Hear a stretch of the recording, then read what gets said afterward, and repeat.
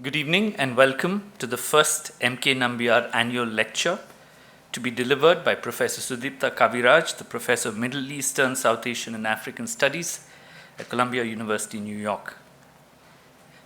Melot Krishnan Nambyar is a renowned constitutional lawyer who began practicing first at the Bangalore District Courts and then at the Madras High Court and the Supreme Court of India. In 1950, in A.K. Gopalan versus State of Madras, M.K. Nambyar argued that the phrase procedure established by law in Article 21 should be read not literally but structurally to require a just, fair, and reasonable procedure prior to preventive detention by the state. He also argued that Articles 19 and 21 should be read together and not separately in these matters. He lost both arguments in A.K. Gopalan, but over the next 3 decades, the Supreme Court reversed its decision and embraced these arguments.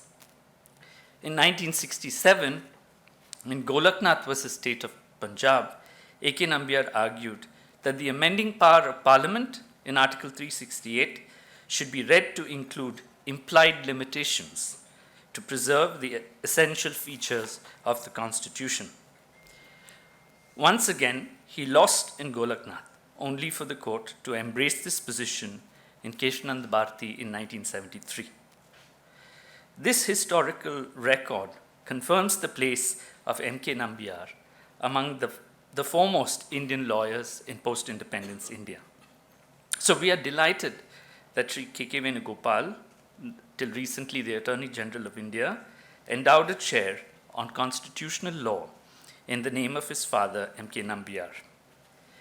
We gather here today to acknowledge and celebrate this legacy through the first M.K. Nambyar lecture to be delivered by Professor Sudipta Kaviraj. So may I now invite Professor Sudipta Kaviraj and Professor Rinku Lamba to take the stage and begin this evening's lecture.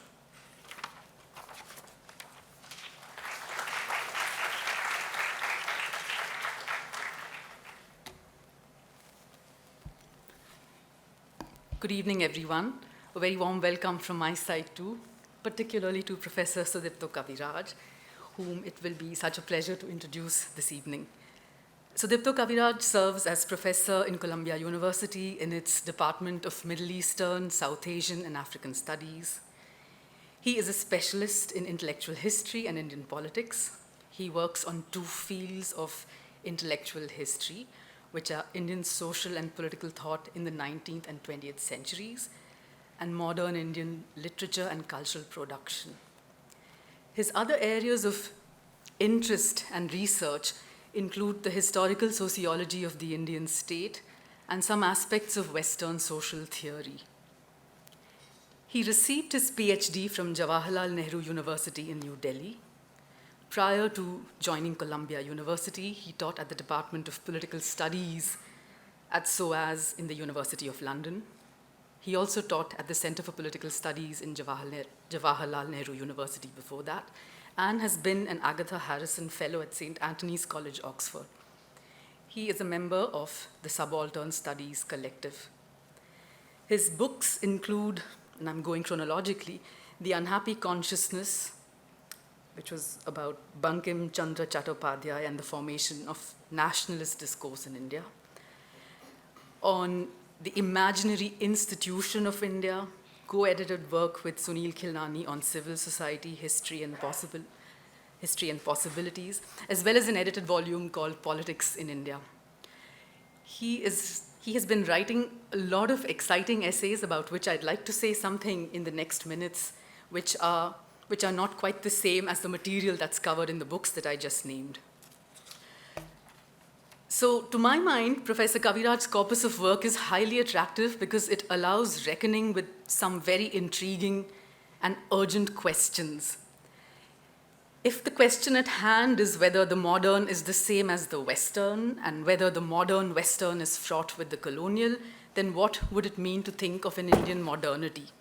What are the sources of the Indian self? what can it mean to be modern Indian? Is the modern the same everywhere? In what sense, if at all, can modern constitutions be properly called modern without being understood as the same?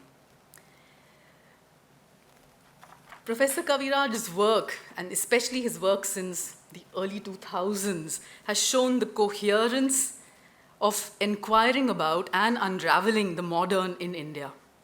And he demonstrates how that can be done without rejecting or deifying the corpus of thought that's usually associated with the modern West. So what matters really in his work, it seems, is the place of history, which is sometimes also referred to as initial conditions. So history initial conditions are quite important in understanding the present, for which we also need to understand the past then. If the past is the base on which the new is planted, there is already an initial script, as he puts it, in place when social change caused by different historical forces is afoot. The new can be translated through the old, and the old can either get reshaped for entirely new purposes or just drop off. The modern frequently can also take form in this way by scripting itself over earlier scripts. And those scripts, Kaviraj reminds us, may well shape the way newer scripts take shape. But how do we discern these moves and translations across scripts? And what tools do we have to discern what is extant and what was there before? What theoretical tools do we have?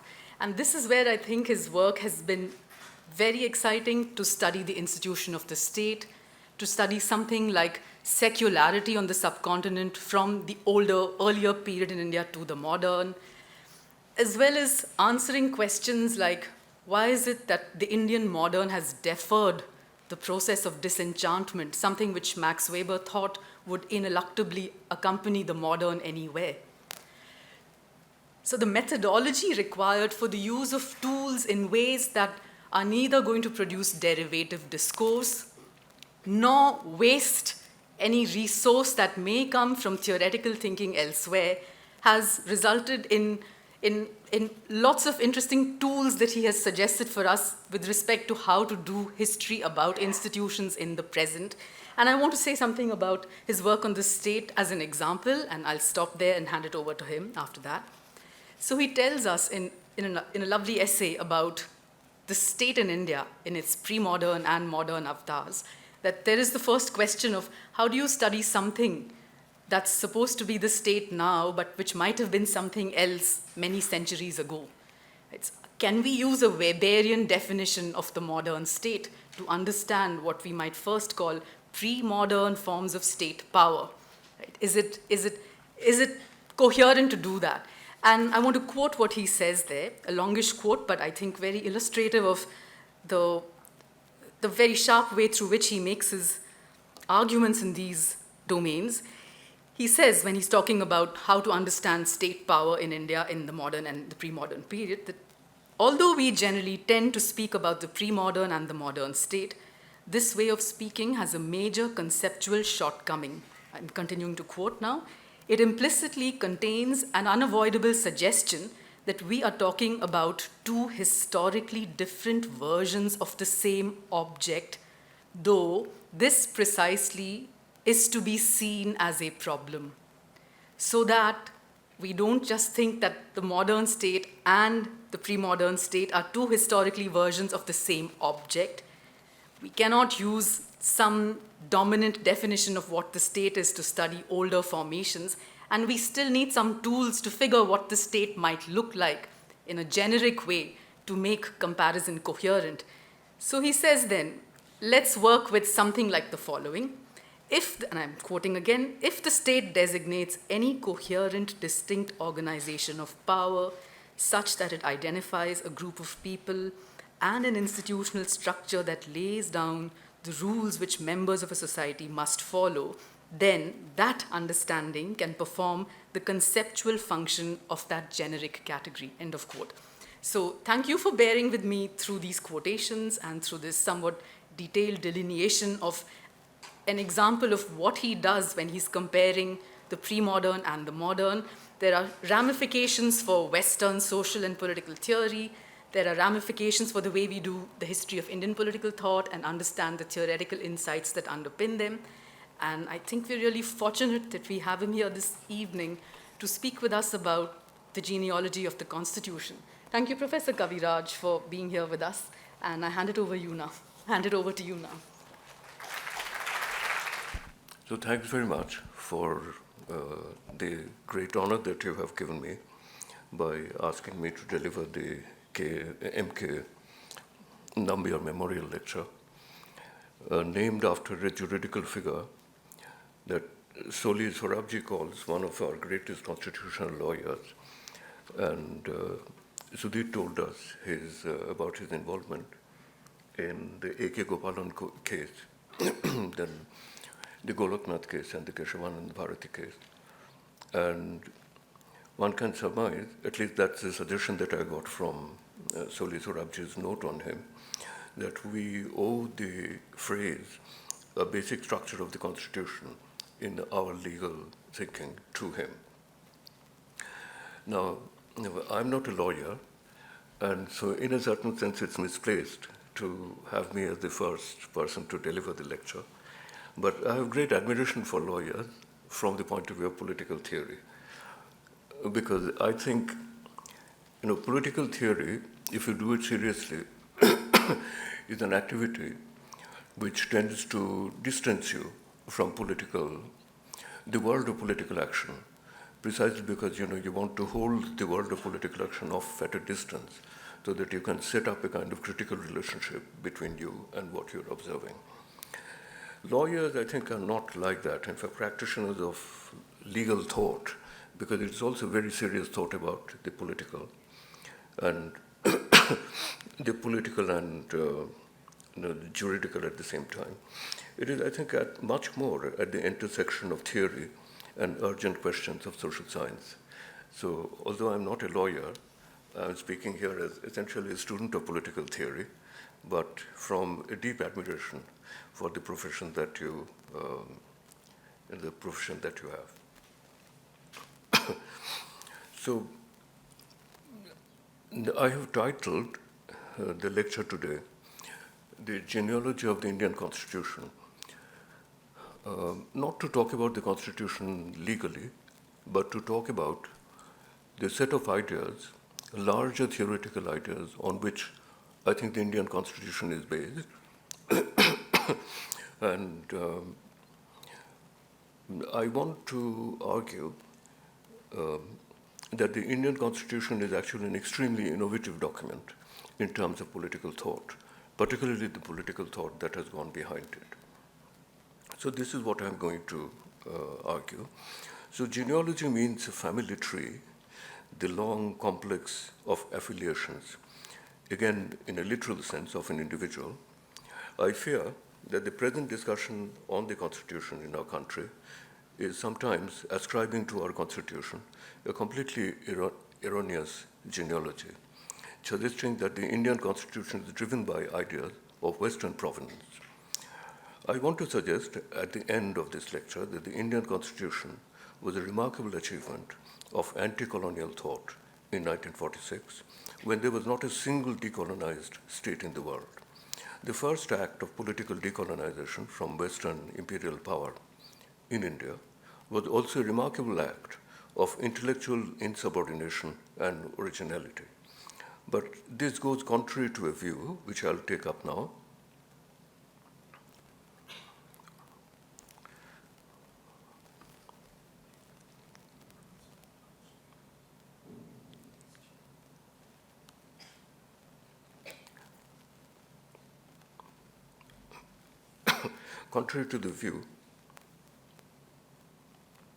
advanced often by authors of great distinction, that Indian political thought, the tradition of analytical reflection that lay behind the juridical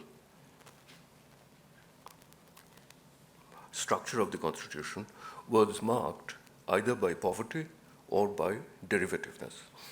Those of you who have done Indian political thought would recognize these two terms. The first term, The first term is taken from a very well-known paper by Professor Bhiku Parikh, The Poverty of Indian Political Thought. And the second term, derivativeness, is taken from, again, the title of a very distinguished and very important book by my friend and colleague, Partho Chatterjee, Nationalist Thought and the Colonial World. And the subtitle of that book is A Derivative Discourse, but with a question mark. Now, there are differences between the two positions, reflecting the differences in the political theory that's actually held by the two authors. Professor Parikh is more of a liberal political theorist, and his objections and criticisms are more about academic political theory in India. So to be fair to the two people that I'm taking up for criticizing, not criticizing really, but it's to clarify and amplify the question that we are trying to discuss. Professor Parikh's objection is essentially with academic political theory, and he's not making this claim against the great tradition of nationalistic political thought, which is essentially 19th and 20th century. In Partho's case, the criticism is different. He has an extraordinarily important chapter in the book, which is called The Thematic and the Problematic, in which I think Partho touched on something which is very central to my argument today. But after making that point, Partho actually takes a different direction and follows that rather than this point. The remarkable thing in that chapter is that he says that when we look at Indian nationalist political thought, we find that on the narrow question of political sovereignty, the subjection of India to the political sovereignty of the British Empire, on this, all nationalist thinkers are very sharply critical of the West. And there's no hesitancy about the rejection and denial of that sovereignty. But if you look at their mode of thinking slightly more widely and a bit more closely, then you find that the modes of thinking that they're employing in making this critique of Europe actually depends very, very heavily on modes of thought which they have derived from Europe itself. So this is, this is the paradox that he highlights in that chapter. And I think while the rest of his book went into a discussion of three thinkers, Bankim Chatterjee, Gandhi and Nehru, I think to some extent, Partho does not pursue that question very much further in that book or in his later work. I want to take it up, and before I do that, I want to make two theoretical points very quickly. Now, this question of adopting a particular mode of thought and thinking with it, I think generally it seems to be plausible, but I think we need to think a little more closely about it. I think any mode of thought, whether it is a doctrine or a philosophical position or anything like that, I think is, with elaboration, it takes on the character of something which is like an alphabet. Alphabet in the sense that the English alphabet has just 26 characters. But everything that has ever been written in the English language are the products of a combination and recombination of all those 26 characters. And I think forms of thought are a bit like that. And you will see why I'm making this point now, because I'm going to argue that one can take an alphabet, and by using alphabet for different types of purposes, it can take that mode of thought in a different kind of direction. I also want to make a simple distinction between, and you shall see later why I'm making this point. It's a distinction between a language in which thinking is done and the content of thought that is produced. So, to give you a simple example, suppose we take something like Marxism. It has a particular language which identifies somebody working in the Marxist tradition. But if you look at Stalin, you say that he uses the alphabet of Marxist thought to approach definitions of conclusions of one kind, And if you look at Gramsci, by contrast, you'll see that he uses not these same elements of the alphabet, but different elements of the same alphabet to arrive at conclusions which are very different. So I want you to keep in mind this distinction between the language and the content of the thought, because at the end, I would make a point about why this creates a problem for us. So I'm going to argue against both these readings, that Indian political thought is unoriginal and Indian political thought is not innovative. That Indian thought is actually very innovative. If we can do two things, if we can look closely at the ideas which are being presented, and if we also learn to separate, in a certain sense, the language in which the thinking is being done and the content of the thought that is being produced. You will see in a moment why I'm saying that about the question of the nation and the nation state. I want to give you 3 examples. Probably because of time, I would be able to do only 2. But I'll mention those examples because this is something that we all think about, and I would invite you to think about the 3rd example as well.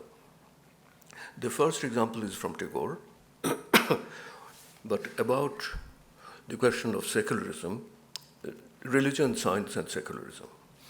The second argument, on which I would spend most of my time, would be about the question about developing an idea that I would call the idea of a non-nation state. A state which is a political community, but whose structure is profoundly different, in some ways oppositional to the European idea of the modern nation state. So that's why I rather provocatively call it the idea of the non-nation state, the construction of a non-nation state. The third idea that I thought about more recently was some of the comments that Ambedkar makes about religion and society and the usefulness of Buddhism. That when we think about our own tradition, ancient Indian tradition is not solidly Hindu. The ancient Indian tradition is also equally, if you look at the ancient times, it's also equally powerfully Buddhist. And there's a lot of tension between the Hindu and the Buddhist tradition generally, and also inside there's a lot of variation inside the Hindu tradition, which I think Ambedkar sometimes underestimates. Anyway, so let me turn to the arguments now. Now, Tagore is a poet. First, the argument from Tagore. Tagore is a poet, but he's dealing with what I think is the most significant question, one of the most significant questions of modernity. That is, if we accept, because modernity is defined by the development of modern science, if we accept the scientific picture of the world, that the picture that modern science actually gives us about the nature of the world, about causality, why things happen in the world the way they do, etc. What happens to our belief in God? What happens to our belief in religion? It's absolutely central to the question of religion, modernity, and secularity. To give you an illustration, just to make the point that he's not touching on something tangentially, which is not very important for philosophical discussion. This question, what do I do if I accept the picture of the world that science gives us in believing in God? This is a question which is central, let us say, to the work of a very, very well-known German theologian, Rudolf Bultmann, who was a student of Heidegger, and who was one of the leading theologians discussing this question. And we can immediately, whether you're a Christian or not, whether you're an atheist or not, no one can deny that in the modern world, if you think about it, there can be no other question which is more important than this, that if I accept the picture of science, can I believe in God? In Bultmann's case, he says, can I believe in the resurrection? That's his question.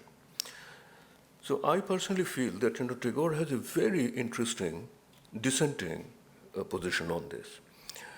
If you read Tagore's poems, particularly some of his songs, which are very, very well known to people who are Bengalis, you will find an argument which I think, if you put it in a philosophical form, is like this.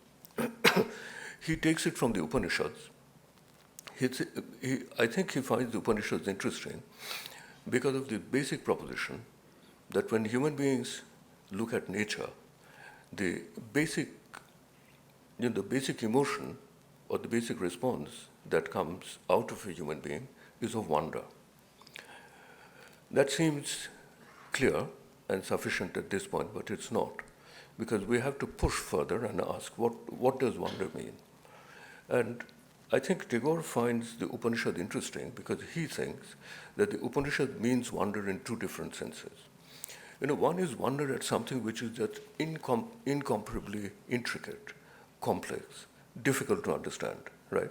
It is actually the greatest mechanism that exists, and a mechanism which we simply cannot begin to understand fully. So wonder here means something which is cognitive. It's cognitive wonder. This is one of the most fundamental forms of wonder. At the same time, Tagore thinks that the Upanishad is remarkable because the Upanishad thinks that aesthetic wonder, how beautiful this is something which is completely connected to the cognitive wonder. Of course, analytically cognitive wonder and aesthetic wonder are very different. We should not confuse between them. But the interest of the Upanishadic position, which is very old, very archaic, and also very primitive in a certain, not in the bad sense, primitive in the originary sense, is interesting because of this. Look at what Tagore does with that sense of wonder at the universe. I thought for a long time that Tagore's position was something like this. This is a position, however, that I have abandoned now. I thought that Tagore agreed with Weber that with the rise of modern science, and modern science actually reveals to us more and more and more the intricate, complex, illimitable sort of causalities through which nature is constructed. As Weber said, the universe is disenchanted. The world is disenchanted. That is, it ceases to be mysterious. Its mystery is diminished by the understanding of causality. So it actually sets up a kind of obverse relation, between the understanding of causality and the experience of aesthetic beauty. Tagore's argument is, I think, I thought at that time Tagore was saying that this is true, this is what happens, but it's because of this we need art, because we need to re-enchant the world. Human beings cannot live in a world, cannot be reconciled to a world which is totally disenchanted and meaningless. So we re-enchant the world, reinvest the world with meaning, and we can do that by art. So in his case, the art was poetry and music. I have changed my mind on this. I think I now feel that Tagore was saying something which was more basic and which is more profoundly radical. In one of his songs, this is not just one. I think I can probably give you 20 examples of the same sentiment in his songs. It basically says that when I look at the world and I see its infiniteness, I feel grateful that somehow, I've actually found a space in the middle of that, and my music rises from that. So I think what Tagore is saying is, let me put it in a slightly different, more theoretical way now. I'll give you an example which I use in teaching. So if you agree with Weber that if you understand causality, it takes away beauty, it takes away aesthetic wonder, you will have something like this. So I like going to the bank of the Hudson River and look at the sunset. I find it very beautiful. I go there every day. My son is a scientist who works on astronomy. So one day I take my son to the Hudson River and I ask him, why is the sun red at this time of the day? And he gives me a full scientific causal account of why this happens. I think what Tagore is suggesting is that if Weber is right, then I would actually lose all interest in going back to the Hudson River the next day, because I have understood it causally, and it has actually shown it of its meaningfulness, of its beauty in that sense. I don't think that is true. So I tend to agree with Tagore. And whether you agree with Tagore or not, I think it's very important, that's my major point, very important to see that the point that is being made here is not just, it's not tangential. It is not something which is a vague, wishy-washy, poetic remark about the world. It is something which is a deep, clearly articulable philosophical position. And it is my task, as somebody who has been trained to be a student of political thought, to put that idea into this language, right? So this is the first example. I now turn to this second question on which I want to spend most of my time. This is the question of how to construct the non-nation. This is also, you can see, directly inspired by Tagore. Tagore gave those 3 lectures on nationalism. The first one was in Japan. And in that lecture, at one point, he says that unlike the Europeans, we come from he says we come from the world of the no-nation. We come from the world of the non-nation, right? So I picked up that slightly awkward word, to put this point sharply. So, I think we can safely argue that one of the central certitudes, almost axiomatic certitudes of European political thought, is that under conditions of modernity, if you have to have an effective state, the effective state has to have the form, which is the form of the European nation state. It must have clear boundaries. It must have an identifiable people. Interestingly, some of the developments in democratic thought, for instance, the idea of popular sovereignty, it's not the monarch who is the sovereign, but it's the people who are the sovereign, etc. They depend logically on this prior idea of an identifiable people, right? So a people who is homogeneous in terms of their religion, their culture, their language, etc., right? And that state is the only possible state under modern conditions. Important to stress that point. That's the state which is the only possible effective state under modern conditions. You cannot have a state, a political community, which is effective, which is morally justifiable, etc., under modern conditions, if it does not have that form. Now, all Indian political thinkers from the 19th century, they faced both the power of this theoretical elaboration. They were going to colleges where they're continuously reading European political thought, from Hobbes to Hegel, Marx, etc. And this is the substance, in a certain sense, of that theoretical tradition. They're also seeing this being played out in history. In fact, they're asking the question, why is it that such a small number of people from such a distant nation was able to colonize a country like ours?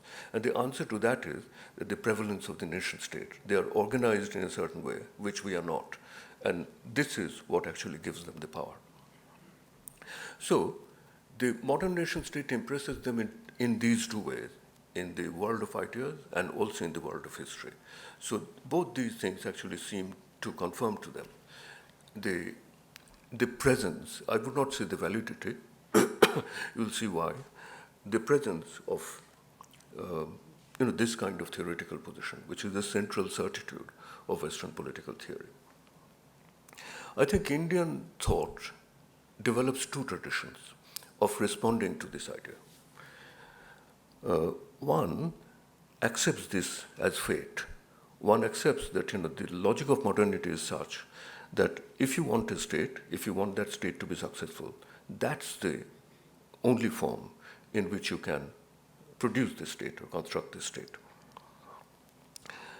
And so that tradition accepts this as fate, wants to learn it, learn how to do it, and wants to be good at it. Somewhat like Japan, I think there's a very similar tradition of thinking and acting in Japan. But that's not the only tradition. And you might be surprised, probably not surprised, at the mention of the 2 people, I think, who are paradigmatic examples of this. One is Iqbal, and the other one is Savarkar. There's another tradition which rejects this as fate and tries slowly, through a new parampara, I'm using the term parampara in the literal sense. It is something which actually hands the thought from one particular person to another, etc. And I think that is the tradition that we find in Indian political thought on this side, also on the other side, but more on this side. To develop a model of a state which is a non-nation state, that is a state which is not like the European nation state. So I'll now give you just some major points of this parampara. I personally find this for the first time in the work of somebody called Bhudev Mukhopadhyay. I'm a great admirer of Bhudev on this point. Bhudev is a conservative Hindu, so I obviously do not agree with Bhudev in everything. But this is something on which I think he has something which is really, really valuable. In Bhudev, what I seem to find is, probably some of you might say that I'm actually putting my words into Bhudev's mouth, which is partly true, but this is something that you have to do if you do this kind of political theory. But basically, I think what this tradition says is that there are two ways in which you can think of the political community and what you can base the political community on. The political community must have a base, right? It must have a structural base. Most importantly, it must actually have an affective base, right? And there are two ways in which you can affectively base the political community.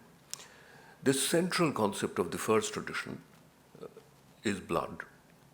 Blood meaning we come from the same race, we are the same people, etc., etc. And Bhudev is also conscious, this is why I admire him. He takes this up and he also reveals how the idea of blood, which is extremely powerful, very, very powerful, it's one of the most powerful, human ideas. It has a very powerful ancient medieval form. It also has an equal powerful modern form. Look at the blood that is being spilt in Gaza, and think of the idea, think of the idea for which this blood is being spilt, and it's being spilt for blood. In fact, the great idea on both the sides is blood, right? Now, but Bhudev thinks that it's a very powerful idea, but it also has a very peculiar character. The more you elaborate the idea, the more you extend the idea, it actually becomes weaker, and after some time, it crosses a boundary and becomes fictitious, right? So if I say that I'm a Hindu, or whatever, any identity of this kind, which is a blood-related identity, the further you go, you will find that you are actually seeing a connection between two people or between different types of people, where the real connection is actually quite weak. It is something that you are imposing, through this kind of blood imagination. Now, so he would say that, for instance, if I say that, I feel a very, very strong unity with somebody who comes from Madras or who comes from Chennai, so the thing would be that I can feel a strong unity with him. But if I try to base it on blood, this is something which would be immediately suspect, that, what do we share in terms of blood? And the European argument about the nation state, particularly the Germanistic thinking about the nation, the ethnic thinking of the nation, not the, not the more Republican understanding of the nation, but the ethnic thinking about the nation is very deeply invested in this. Now, after finding that argument suspect, Bhudev does something which I think is very interesting. He looks for an alternative affective base, for human bonding, which can form the base of the political community. And that connection is the connection of neighborliness, right? Not my brother, right, but my neighbor. That is, not somebody who has been made close to me or next to me, close to me or next to me, but close and next are not identical concepts. I'll separate them in a moment. So somebody who is placed next to me, you can think of three agencies which has placed him next to me. You can think if you're a religious person deeply, you can say God has placed him next to me. He can be a good neighbor, bad neighbor. I might actually hate him, or I might love him as my family. It doesn't matter. But God has placed him next to me. You can say that nature has placed him next to me. If you were like me, I would say history has placed him next to me. So whoever has placed him next to me, that is actually the base on which we really develop human bonding, human connections, interdependence, and obligation. And I think that this is one of the fundamental separations or conflicts in Indian thought on this central question about the relation between the nation and the state. So this second tradition wants a state under modern conditions of modernity, so it needs to be an effective state, right? But they believe that they should not actually look for a state which is the replication of the European state. I wanted to make a couple of slightly tangential remarks because I mentioned Savarkar. Well, let me make a point about Iqbal first. If you read Iqbal, you will see that he is a very good observer of the European nation state. And his basic argument is that if modernity allows an effective state to be only of that form, then it's a terrible fate to be a minority in that state form, right? In that, I think he's absolutely right. But where somebody could disagree with Iqbal was on this question that why should we accept that simply because that has happened in European history, and it has not happened spontaneously. The history of the making of the European state is an extraordinarily violent and bloody history. So Europe was not naturally like that. Europe was made that way, through 200 years of essentially state violence. So somebody could say to Iqbal that, why do we take that, to be something which is the only possibility under modern conditions? Why don't we at least try to devise a state which has a different kind of form? Now, Iqbal does not take that line, and because of that, my thinking is that if you do not take that line, then of course you will either say that I'm a majority in this state and I'm comfortable and secure, and anybody who is not a majority in that state would actually say that I would leave. I cannot be ever secure in this state, not even with democracy, not even with constitutionalism. Nothing can make me secure in this state.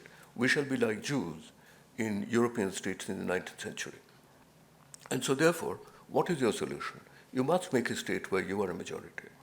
And the fallacy of that argument is that if you create a state where you are a majority, there would be people who are not parts of the majority, and they would immediately start thinking like that.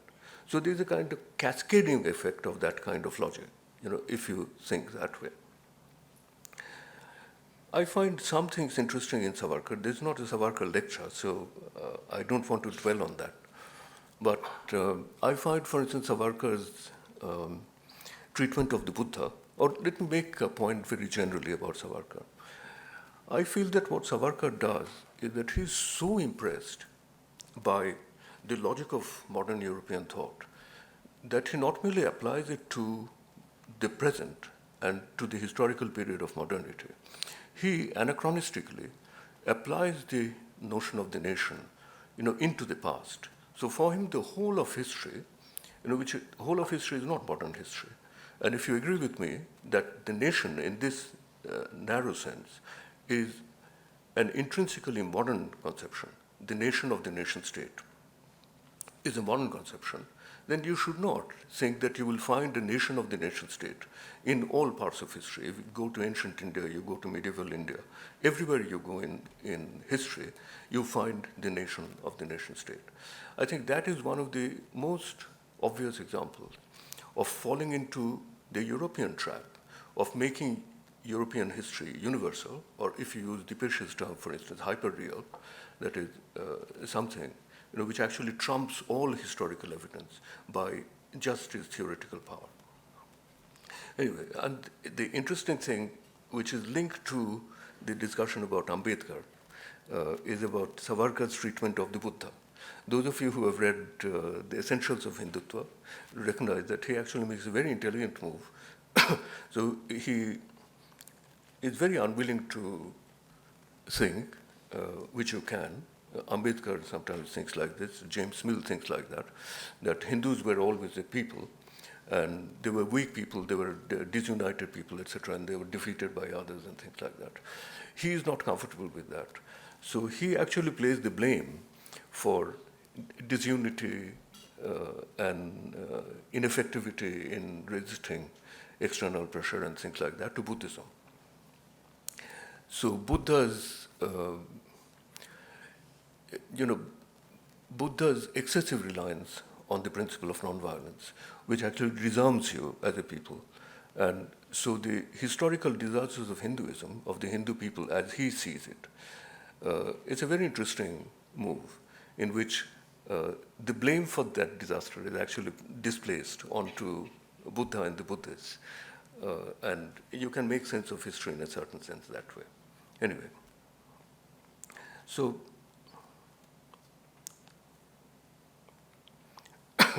the dissenting tradition, that is the anti-European tradition of thinking about the nation and the state, rejects the European certitude, which I find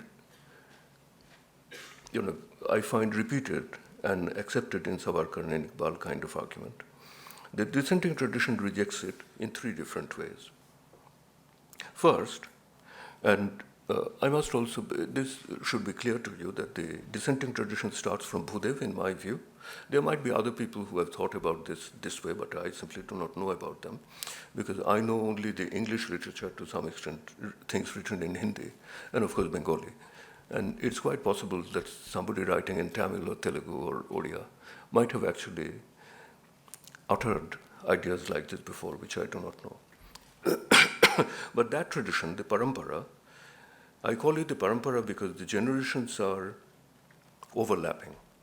So Bhudev, who is an exact contemporary of Bankim, then Tagore, who is a younger contemporary, Gandhi, slightly younger than Tagore, and then Nehru and others who are much younger. So what I'm trying to say is that this is a corpus of ideas which is developed by people like Bhudev at one point, and then those are developed by the dissenting thinkers later on. But I want to make this point very quickly about this rejection. First, it historicizes the nation-state form and asserts that this is not a natural condition of humanity, but something peculiar to Europe, and also to a particular time in Europe, right? So we should not essentialize Europe either. Secondly, it rejects the moral justification of that kind of nation-state by showing that it is obviously exclusionary. So all the European, for instance, in European states, the Westphalian states, if it was a Catholic state and you were a Protestant community, you might be suffered to exist somehow, but your places of religious observance should not actually look like places of religious observance, right? So that kind of thing, that kind of condition of subordination. So it says that it's exclusionary and rejects its moral justification by saying that. And third, it argues that this is not feasible in India. India in 1946 is not Europe of the period before Westphalia or after Westphalia. So it's a very different history, which gives us very different initial conditions for starting out to make our state. And so therefore, they ask for a kind of, to use Partha Chatterjee's telling phrase, for the simple reason that most of the world is not like Europe. Most of the world has a different kind of history. And therefore, they contest the false universality of the form of the nation state. And they believe that these are the two different principles on which you can base the political community of blood and neighborliness, and decide with neighborliness. I want to make just a couple of points about neighborliness and then make a few other remarks and finish, right? In talking about neighborliness, you would have noticed that I put a lot of emphasis on the term next. That is, somebody has been placed next to me. And I just want you to to see that this idea of who is next, nextness, is something which is potentially an extremely complex and expandable idea. So neighborliness does not necessarily mean, the person who is just next to me spatially. Neighborliness can actually mean that I live in, let's say, Mali, or I live in Bangladesh, and somebody else who lives in Florida, right? We are both threatened by inundation, by the rising sea level. So depending on what the criteria of neighborliness is, neighborliness can actually work in many different directions. It's not just spatial neighborliness. So I have a section in a paper that I'm drafting. At least one person here has read it, Ram Guha. I sent him a draft of this paper. There is an elaboration of this idea of nextness in that. And I think you can see the importance of this idea if you look at what is happening in Palestine. Because they can look at each other as people who are united by blood and who are also united in a certain sense by this absolutely unending enmity. But also at the same time, they're neighbors. They cannot do without each other. Whatever one does affects the other. So you can, even in fraught situations like this, I think it's always possible to think of it in terms of these two very differently inflected theories of blood and neighborliness. I would dispense with the discussion about Ambedkar. I'll mention only a couple of things, just in 2 sentences. I was writing a paper recently for a conference. Initially, I said to the organizer that I don't want to write about Ambedkar because I don't know very much about him. But then I thought that I should read some and then think of writing something. The conference was on Ambedkar's religion. And I found its extraordinary sentence in the paper called Buddha and Karl Marx. Most of you must have read that paper, and you would recall that the paper is written partly in kind of elaborate prose, and parts of it has just sort of staccato sentences, just bullet points kind of thing, And one of these has 2 very important things that he notices in Buddhism. This is the first sentence. I think I'm quoting him rightly, short sentence. But I was very surprised by Ambedkar saying that religion is needed in a free society. Just one sentence. Religion is needed in a free society. Why should religion be needed in a free society? And the other thing is that the clue to the answer to that question is the use of the word society with a capital S. Remember that Ambedkar continually makes this argument that Hindus have no society. There is a society in the obvious sense, obvious minimal sociological sense, but Hindus don't have a society. To show what he means, he capitalizes the S. And you can see influence of Dewey and discussions about democracy and things like that in that.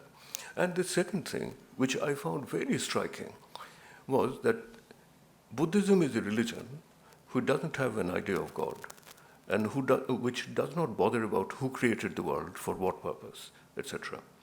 So religion is essentially centered on the question, what human beings owe to each other. That is the only thing which is the center of the Buddhist religion. And it's only in that sense that religion is needed for a free society, and society S with a capital S. Now, I won't go into it, it's a fascinating discussion, because I think it actually tells us that when we look at the question, what is our tradition? We usually have a very lazy, one-sided view of it. And we equate the ancient Indian tradition entirely almost, with the Hindu tradition, ancient Hindu tradition, which is wrong. Because there is also an alternative tradition, very powerful, equally powerful philosophically, equally powerful morally and logically, which we give up on entirely if we do this. So, I want to finish now by saying that there are currently circulating arguments that suggest that the ideas at the basis of our constitution are colonial and therefore seriously faulty. And it is part of a larger, this thinking is part of a larger conception of our historical tradition, which I think is inadequate and misleading. Why inadequate? It's inadequate because of what I said just now. It truncates the tradition.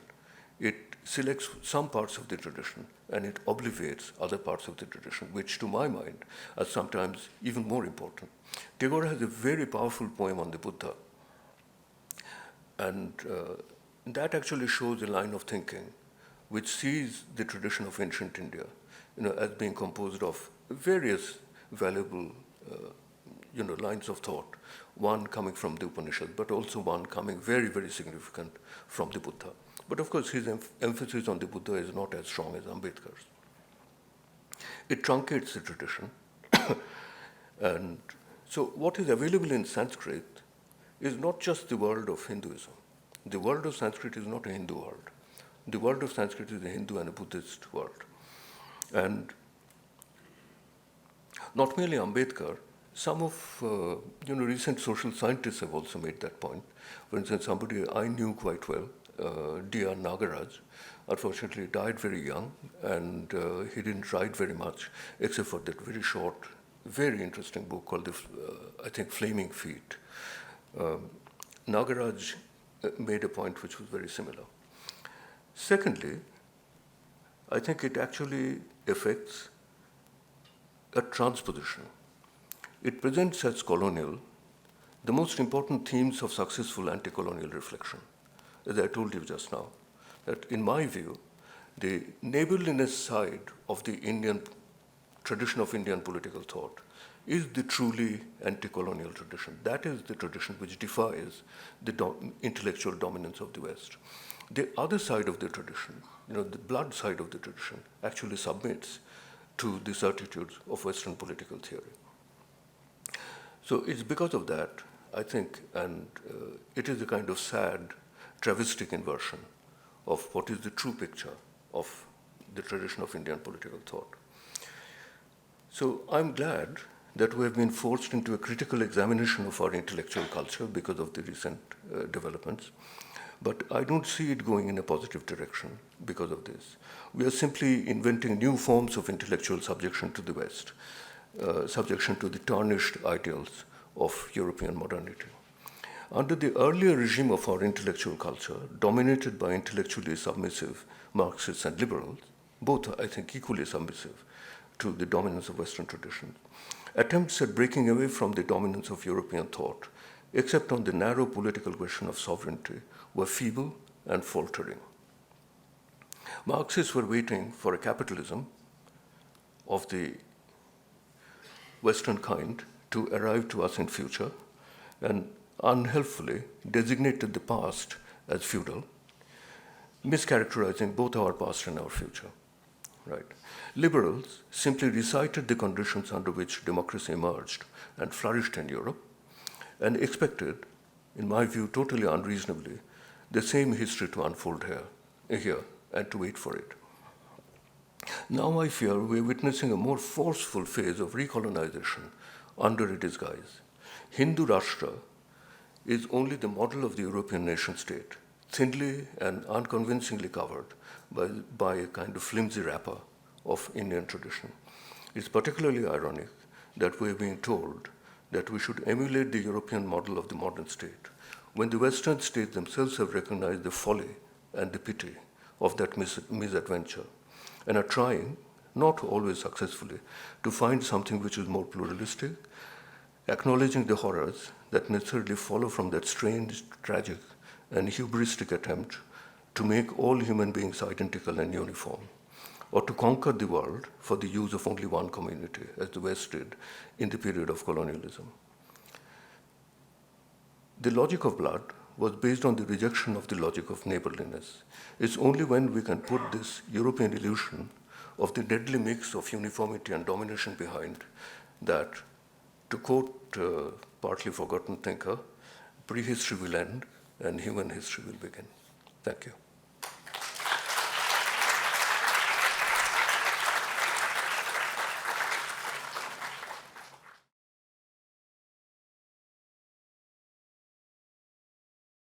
Thank you, Professor Kaviraj. We have 28 minutes for discussion, out of which a few minutes will be for my colleague to propose a vote of thanks. So I'm willing and happy to identify the first questioner. Yourself, please. Yes. Yes, you need a mic there, so.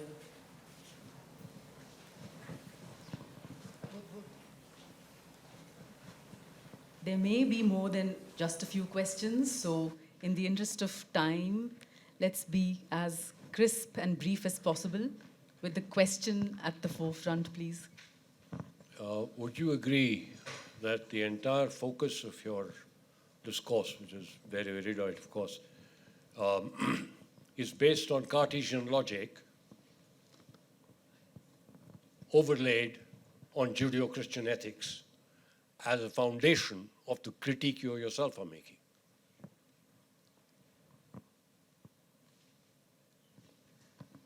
Obviously, I would not have said that if I believed that, but it depends on what you mean by Cartesian logic.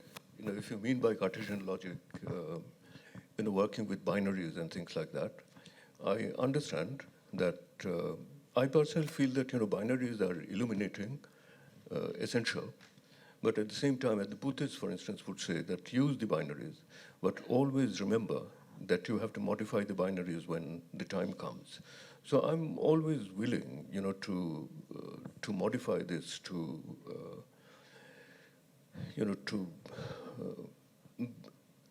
be aware of greater complexities. But I thought that it's very important to make my point as sharply as possible. And I think because I'm primarily a student of political theory, I find that this is one of the major distinctions in the lines of thought about the nation state. That's a line of blood and a line of thinking on neighborliness. Yes, please. Actually, I meant the person in front, but if you're going to get the mic faster, then I'll let you ask the question. Any more hands so that I get a sense of where to look? Yeah, hi. So I see one. Regarding two, your three, yes. assertion about the rise of the idea of nation state in Europe, do you think it was primarily because... Could you speak up a little bit? Yeah. I just wanted to clarify, fact that idea of nation state emerged in Europe, has it anything to, how sincere is that theory? Because it also coincided with the emergence of industrial revolution. Nation state and industrial revolution was kind of happened in the same historic time frame, and the structure of nation state helps the capitalists to invert the logic of violence and give a protection. That's the best conducive environment for industrial revolution to happen. So is it sincere theory, or they're just covering up for capitalism? It's a good cover story for capitalism. And second is essentially, why does a society like British, who never had a written constitution, want every colony to have a written constitution? Thank you. The last one, I think, is an intriguing remark. I think if you're a law student, it's your task to answer that question rather than mine. But anyway, I should try to give a more serious response to that. About the question of capitalism and the nation, you said that does it cover capitalism? Depends on what you mean by cover. That, I personally feel that there's a connection between the different constituent processes of modernity. I've also written about that what we call modernity is not a single process. It's a process which has a kind of contingent combination of the economic process of transformation of economies from agricultural economies into industrial capitalist economies. A process of what the French, they have a better term for this, a process that they would call étatisation, that is the statization of society, that giving over the disciplines of society more and more, to the control of the state. Individuation, social individuation, etc. Bureaucratization, secularization. I call it, in my thinking about modernity, I feel that although these processes have a kind of functional connection between them, when modernity matures and becomes a well-developed system, right? There is no sort of necessary, there is no necessary sort of temporal synchronicity between them, in the sense that it's not that all these things, I've given this example in one of my papers. It's not like the way in which the body of a child grows into the body of a man. So you have, two little eyes and a little nose, which actually becomes a fully grown eye and a nose, like that. It's something which happens in a much more complex, sequential kind of way. But I think the complex that we call modernity, especially the complex of the political formation of modernity, the nation state is absolutely central to that in the European context. But I agree with Indian political thinkers that we should not take that as the destiny of mankind, and we should not, particularly in societies which are not like Europeans, homogenized European societies of the 19th and the 20th century, which are not like that. We should not simply pursue the illusion of the powerful modern state in order to make these societies turn into something like that. On the written constitution question, I find very interesting, because as a student of politics, I came across that very early when we started thinking about constitutions. And I'm also intrigued by that from a different point of view, because I'm basically an intellectual historian. And I think about the destiny of texts, that somebody writes something, which for various reasons, people find to be extraordinarily important, and they want to hold on to it. But they have to hold on to it in the face of history, in the face of a time which is constantly pulling it into newer and newer circumstances. So one advantage could be that, if you have a written constitution, then you have, in a certain sense, an illusion of fixity. And every 20 years or every 50 years, when your society undergoes a big transformation, then you have to come to a reckoning with that. The unwritten constitution has this advantage that it is actually far more flexible, and it avoids in some ways some of the difficulties which come up through the textualization of the juridical spirit of a state. It's not a good answer to your question, but I'm not qualified to answer it. Where's the mic? Okay, here in front, and then I will move to this side.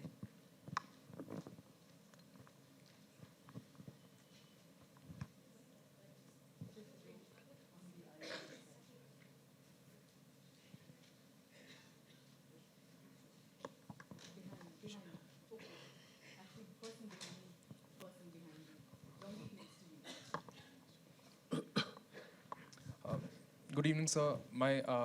My question was related to the point that you made about Hindu Rashtra as well as more European-like states. Yogendra Yadav, in his 2020 or 2021 book on elections in India, phrased the ascendancy of the Hindu nationalist parties as the coming of the Second Republic for India. Thomas Hansen makes the same point in his book, The Majoritarian State, that for India to move towards that sort of a nation state, towards a Hindu Rashtra, it's not important that there be a clean break from the constitution. It is possible within the confines of the present constitution. So do you agree with that possibility? Do you see the country moving towards that sort of a nation state without there being a clean break from the constitution? I think so, because this actually goes back to the question of textuality in a certain sense. There's a part of a paper in which I comment, on my own bafflement in a certain sense about the constitutional moment of a society. On the one side, it goes without saying that a constitution is a political document. All constitutions, starting from the French to our constitution, any constitution is a political document in the sense that it is a result of political processes and compromises among different groups of people. The paradoxical thing is that once it's adopted as a constitution, and it's actually turned and textualized into this kind of stately language of law, right? You have to pretend that it is something which is developed from the ground in a purely sort of philosophical construction of legal principles. So I think it's a necessarily paradoxical character of constitutions as a document. And I personally feel that, it is because of this that I wrote a recent review of, I think, a very interesting book by Madhav Khosla, who is my colleague at Columbia, about the Indian Republic, particularly the foundational moment of the Indian Republic. My title is driven by this question. The title of my review is, Can a Constitution Defend Itself? I think it's a very important question, which they face in the United States as well with the rise of Trump, that I think there's an idea, which you can also, if you're critical of that, you can call it a conceit in liberal political thought, which thinks that it can be put into common phrases like, men as they are and laws as they can be.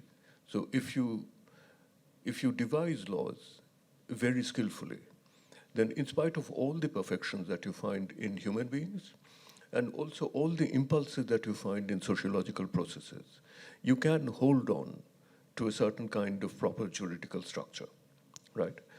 This is, I think, one of the fundamental beliefs of liberal constitutionalism, right? But clearly, if we look at history, we find that that belief is actually put to the test from time to time.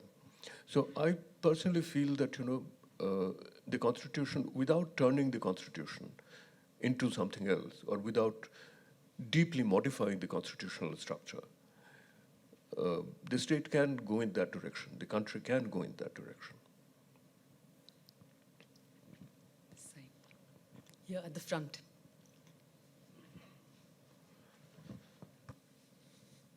Brief will be good. Sure, I'll do my best. Thank you so much for such a wonderful lecture. On the topic of constitution and election being in the air and 2024 coming in, why do you think the constitution did not have the words political party in its original format and was brought in only in the amendment to enable the anti-defection law? The anti-defection law itself is getting debated to further reducing democracy and independence. So, and the constitutional bench is evaluating it. So why do you think, did they accidentally forgot the word political party, or what was the thinking behind it? That's a good question. I think it's a very difficult question for me, because I think you need somebody who's a lawyer and has much greater understanding of legal history to do that. All that I can do from my side, as a student of political history and political theory, is that this is something which I should have probably said in my initial remarks, that the making of the Constitution consists of two different types of intellectual construction. One side of intellectual construction essentially consists of political theoretical ideas, the kind of things that I mentioned today, that we are going to create a state, and it's very conventional in the modern world to think of the state as typically the European nation state, right? Are we going to do that? Or are we trying to create a state which is different from the European nation state? So these are the political theory ideas which drive the making of something like a constitution. But on the other side, I'm acutely conscious that the Constitution is also a legal document, and it has to be fashioned legally by people who are skilled lawyers. And so obviously the Constitution, making of the Constitution has two sides in my view. One is this political theory side, and the other one is the juridical side, where these people who are highly skilled lawyers, they looked around constitutions in the whole world, particularly in the Western world, and they took up whatever they thought was useful for their context. And I think if you look at the generally influential constitutions in the Western world, it can be for two reasons. One is that putting the word political party into a constitution would create problems of various kinds juridically. But my suspicion is, if you think of the American Constitution, right, and if you read the Federalist Papers, which constantly discusses the sociology of constitution making in America, you'll see that Madison particularly is very worried about what he calls factions. interest aggregations, factions. But he does not use the term political party, because party during his time, the language of his historical period, would simply mean a clutch of people who have some kind of common interest. So I think because they modeled it to some extent on these canonical constitutions, and most of the canonical constitutions were written before the rise of the modern political party system, which you can trace only to the middle of the 19th century. I think it's probably historically because of that it doesn't occur there. But it's a historian's answer, it's not a lawyer's answer. I actually have two questions that I'd like to ask now, please.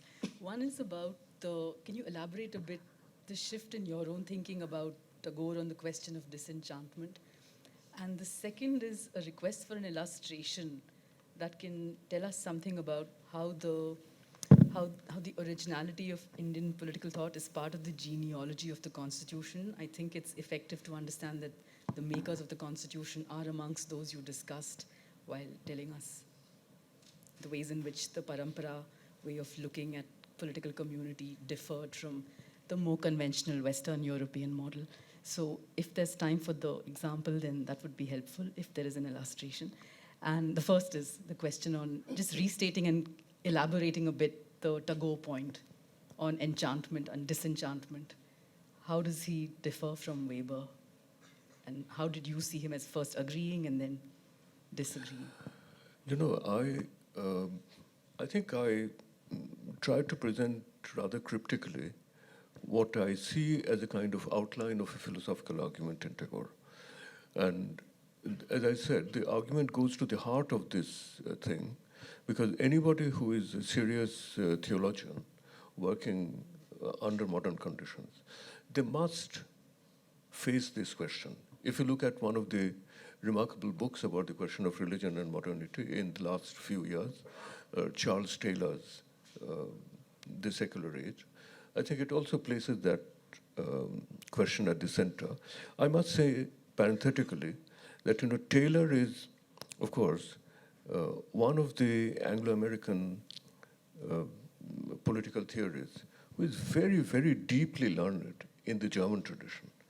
And I was very surprised that, in the entire book, The Secular Age, there's not a single mention of Bultmann.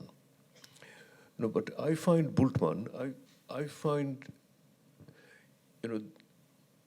thinking by three students of Heidegger in somewhat different but adjacent fields, very, very powerful. One is Gadamer, his elaboration of the condition of historicity. What does it mean for something to be historical? The second is Koselleck, who thinks about what is history, but in a slightly different form. And the third one I consider very important is Bultmann. And his question is that if we have two possibilities or three possibilities. One possibility is that we say that we believe in God, and we do not accept modern science, at least fully. And we rearrange the picture that modern science gives us in a way that we can actually keep a place to put God inside that without inconsistency, right? The second position would be that no, we believe in the picture of modern science, and as to use Taylor's language, belief in modern science means disenchantment. We simply cannot believe in God. And all that follows from there. And then you can have a middle position, at least as a question, which I think is the question of Bultmann. And Taylor also comes to that kind of conclusion later on. He says that it doesn't follow necessarily that if you take the immanent view of the world, which is the picture that science gives us of the world, you must necessarily believe that it's impossible to believe in God, right? So I think the question, what struck me was the centrality of the question in thinking about the place of religion and in modernity. And I thought that what Tagore was doing was to, as I said, initially I felt that Tagore was actually accepting the process of disenchantment and then saying that we should do something to trump the process of disenchantment throughout, which is actually, I think that is that's a position which is much more common among modern thinkers. I think there are lots of thinkers who are non-religious thinkers who would take that position, that we need something, which enchants the world in a certain sense. And we cannot do that by religion, we can do that by art. And that also goes to the argument sometimes that, art does for modern society what religion did for pre-modern ones.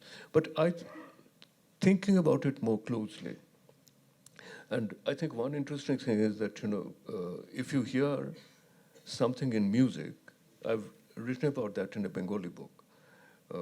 If you listen to something in music, it's not a propositional presentation of the ideas to you.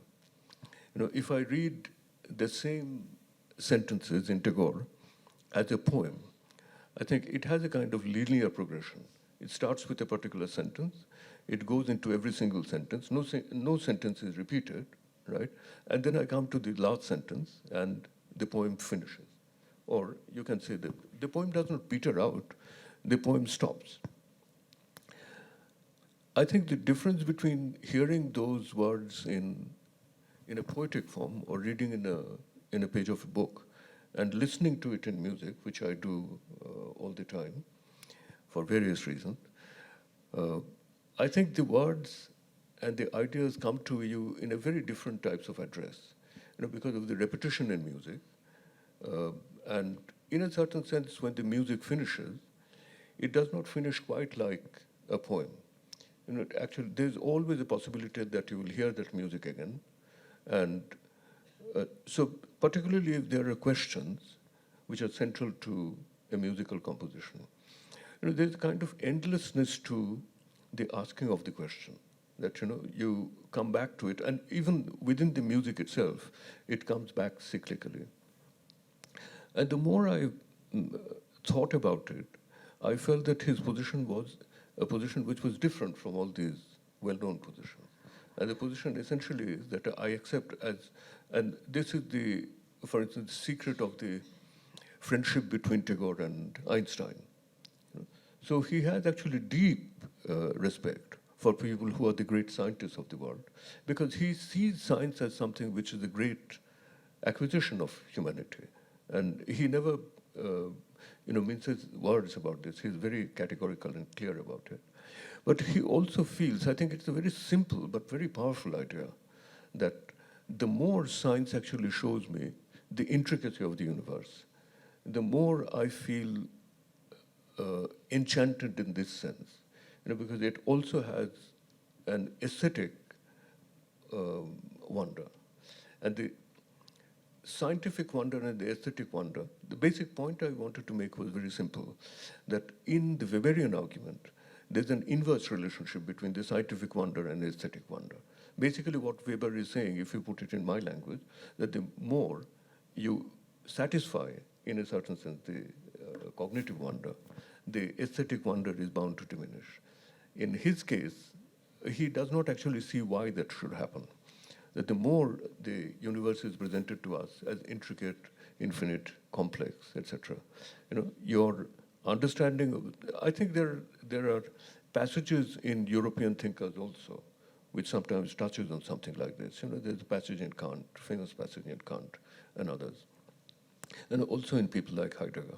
But I think he captures something which seemed to me to be very striking, and which also has the character, surprisingly, of a very, very sharp and closed argument, which we do not expect from somebody who we read essentially as a poet.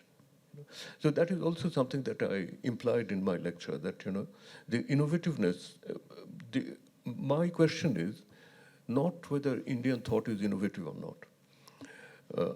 I think the more I read it, I think, of course not everything, but lots and lots of very, very interesting,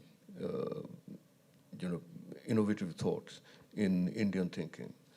So my question actually becomes, why is it that we do not see them as innovative? That seems to me to be an interesting question. And I have two answers to that preliminarily. If I think about it more, I probably would be able to give you more answers. The first answer is our habituation to this idea that, all original thinking or all serious thinking comes from Europe. And therefore, when we read our thinkers, we read negligently.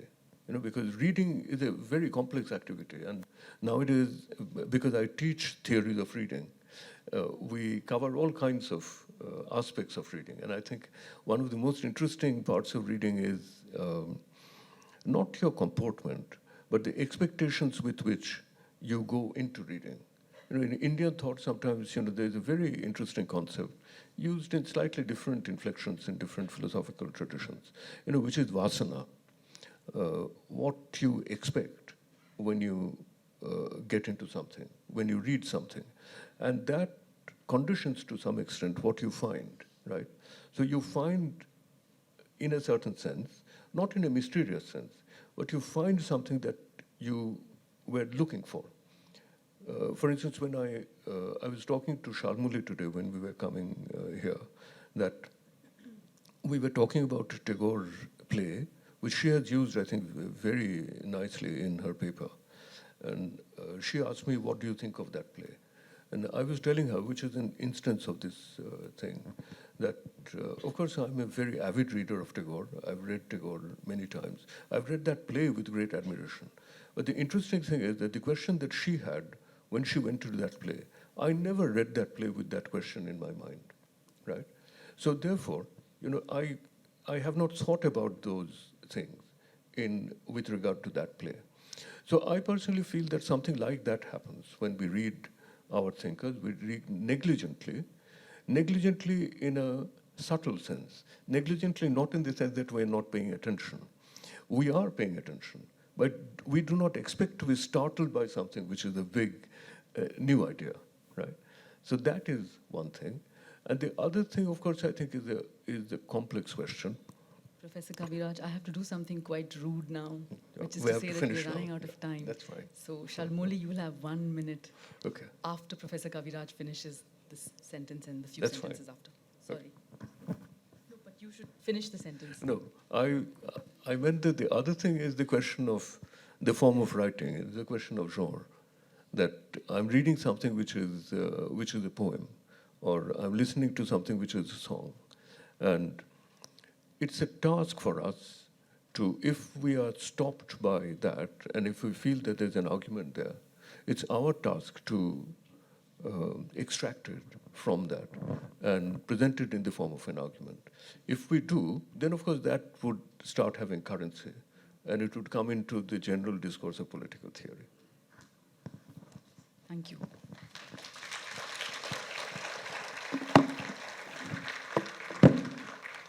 Shalmoli, please propose a vote of thanks.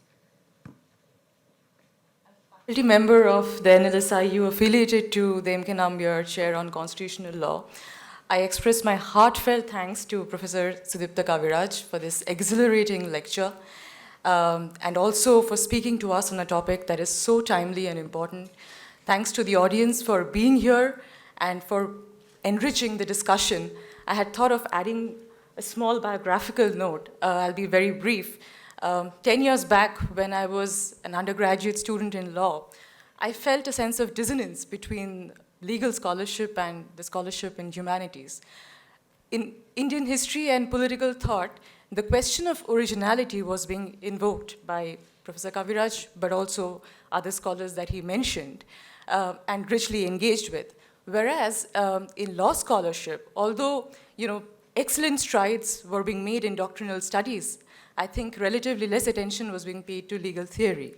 And I must also quickly add that even political theorists who wrote extensively about the originality of political and cultural ideas in Indian thinking conceded that perhaps largely the discourse on law and statecraft in India is derivative.